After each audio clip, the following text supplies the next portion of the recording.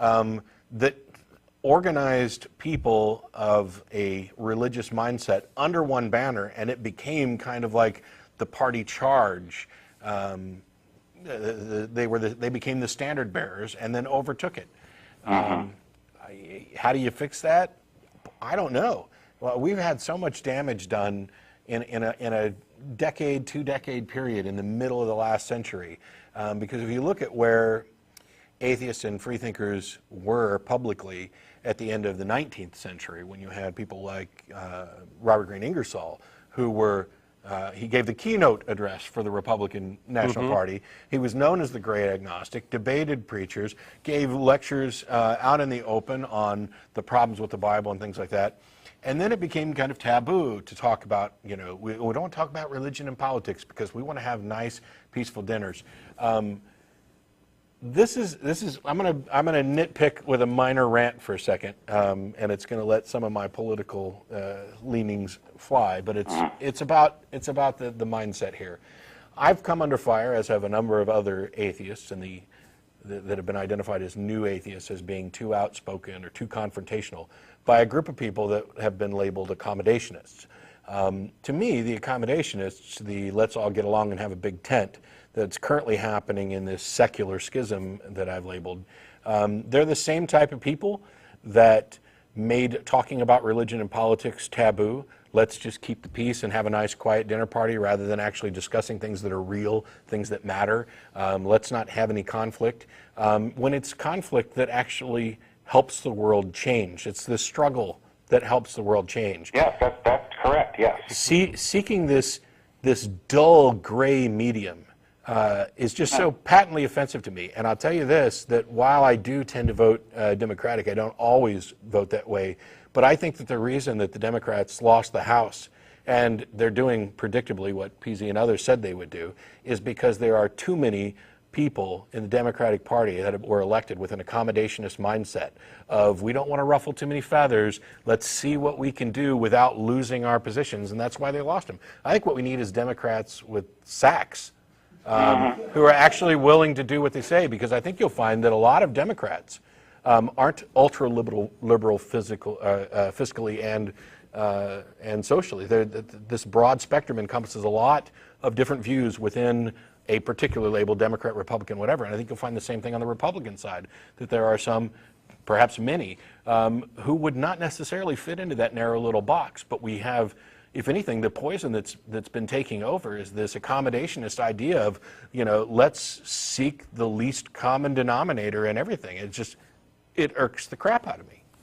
Well, that's just one form of poison. Why can't we all just get along type of thing? Yeah, that's one form of poison. I'll tell you why we can't get along, because some people are wrong. Yeah, exactly. And this cult of personality. You have to stand up for your principles. Otherwise, constant compromise gets nobody anywhere, really. Yeah.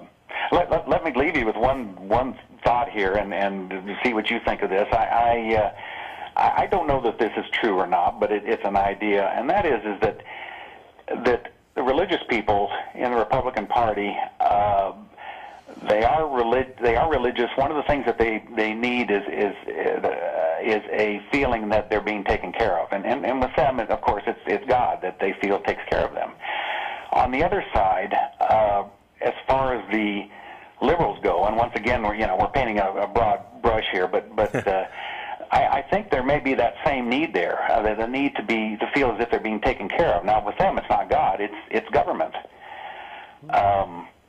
There may be. I think there's some truth to what you're saying. Yes. I don't know how much truth there is to it, but there may be something along those lines. There have been some studies recently. I don't have any names, but that identify kind of liberal and conservative values, and there's a huge overlap between the two of them. Right. But there's a couple values that the priorities are different. Yeah. And I wish I had more to give you on that, but it'd be worth looking that up, because the differences are pretty small.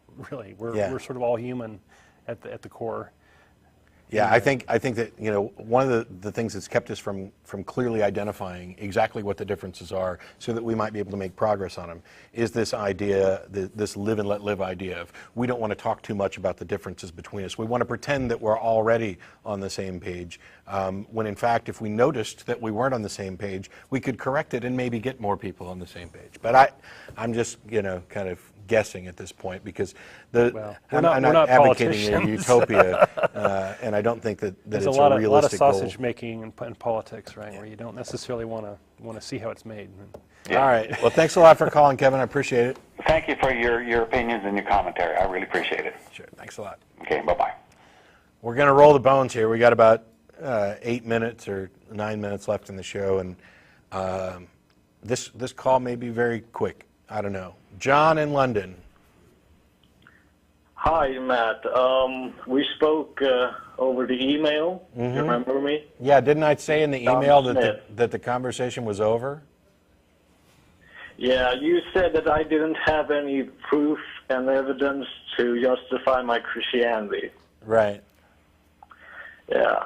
And it's not that, it's that you reject my evidence. But I'll grant you this and say, what proof and evidence do you have that atheism is accurate and correct? Didn't I answer this in the email to you that your question is nonsensical because atheism doesn't have a burden of proof? It is the rejection of claims that haven't met their burden of proof. Your question is nonsensical. Yeah, atheism is the lack of belief in something. Yeah, but what proof and evidence do you have? Okay, I don't know how many other ways I can explain this. I lack the belief because I know what's inside my head. I don't know how else I can explain this, but let's imagine that I have a box here, and Don claims that there is a unicorn in this box, and I say I don't believe him. I don't need any proof or evidence that my position is true. My position is validated by the fact that he hasn't presented any evidence for his claim. And when I open the box and look inside, I don't see this. And so then he tells me that it's an invisible unicorn. And I mentioned it wouldn't fit in this box. And he says, no, it's an invisible miniature unicorn. Well, I don't feel it. Well, it's also intangible. Oh, well, how do you know it's there? Well, because it speaks to me. Okay, that's all nonsense. He's made a claim, and he's failed to provide rational evidence for it. My disbelief is justified by that. Okay, Matt. I'll grant you that. But the invisible unicorn in your imaginary box is not an ideology like atheism is. So what proof and evidence do you have that atheism is accurate? You're done. You're done, John. You're done. I can't explain it. I explained it in email. I explained it here. We are on a shortened scope. There's no way I'm going to waste time explaining things like that. It's not an ideology. Atheism isn't a dogma. It's not an ideology. It's not a worldview. It is nothing more than a single position on a single issue. If you believe that gods exist, you are a theist. If you do not believe, you are an atheist. Everything else that would be considered ideological is separate, which is why atheists can be libertarians, Green Party, Republican, Democrat, whatever. It's why atheists could be pro-life, pro-choice, whatever. None of those things are derived from atheism. Atheism doesn't tell you anything at all about what you should do. It tells you what it is that you do not believe. I do not believe the claims that gods exist. I'm sorry that you cannot wrap your head around the burden of proof, epistemology, where and how we determine what evidence should or shouldn't be considered valid and useful. I'm absolutely sorry that you can't do that, but I have no other way to explain it to you, which we've done in email and on 2 or 3 shows now. And you've come with, oh, people can drink poisons just like it says in Mark 16. Well, first of all, Mark 16, 9 through 20 is most likely a forgery, and if you do a little research, you'd find that out. Besides the fact that it's asinine to say that you'll know these people because they'll be able to handle snakes and not die and drink poisons and not die, and that they'll cast out devils in my name, and this is how you'll know them. If you actually go and research, those verses do not exist in the oldest and best manuscripts of Mark. But even if they did, even if they're valid, even if they've been there from the beginning, and you know somebody who drank some poison and didn't die, that doesn't mean that the cause of their not dying was a God who's making this statement true. It's asinine. And you're done, John. You don't get on anymore, ever. Jennifer in Kokomo, how are you? I am good. How are you? Riled up. As always, that's what happens when you watch this show. It's getting hot in here. What you got for us today? Okay, well, basically, I just kind of wanted to make a comment of what happened to me last night. It's my son's birthday, so I'm always then forced to spend some time with my family. It's been kind of difficult for me because me being atheist, I definitely don't support it. So I'm trying to change the conversation so I can teach them about skeptical thinking. So I decided to have a conversation about science and about theories. And what had happened was, instead of them supporting science and theories, they made jokes. They literally said that science is something that comes out of people's asses. Who made jokes? I'm not quite following.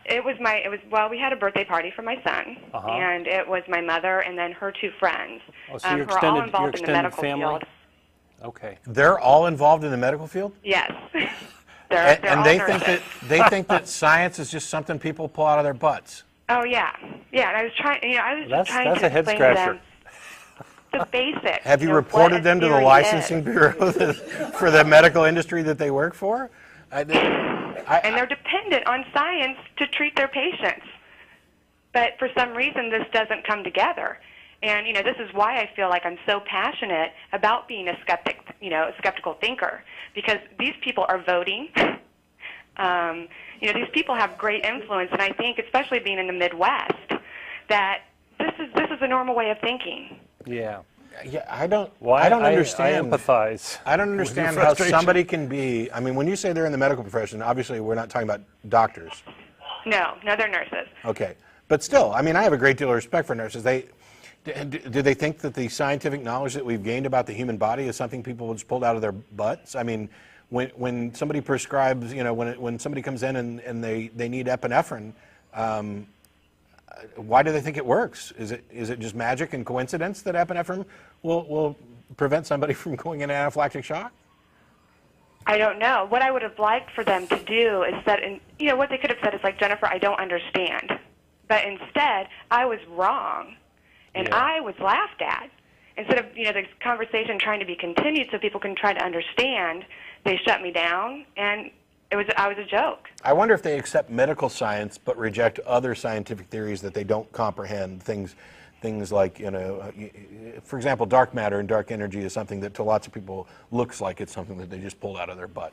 And so for things that are a little too vast and beyond their ken, it may be that their inability to comprehend it and their ignorance about the subject in general puts them in a position where the only response that they can give is to say, well, people just, they're just making this up.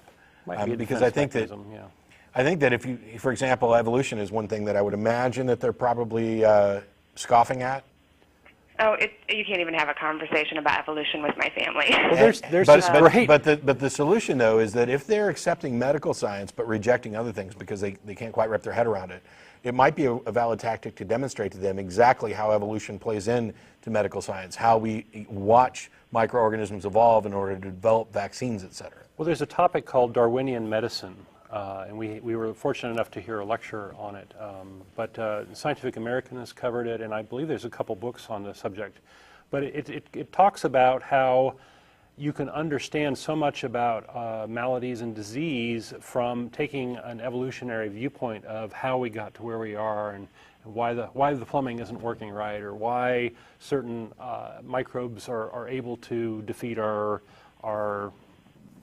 antibiotics or these sorts of things. And that may be something that they will grow as caretakers by learning about this, but it could be a way of defeating appealing to their knowledge in some way. Yeah, and there may be people who are just, I'm sorry to say, unreachable. And unfortunately, as much as I'd like to continue, we are now completely out of time. The show's over in like 25 seconds.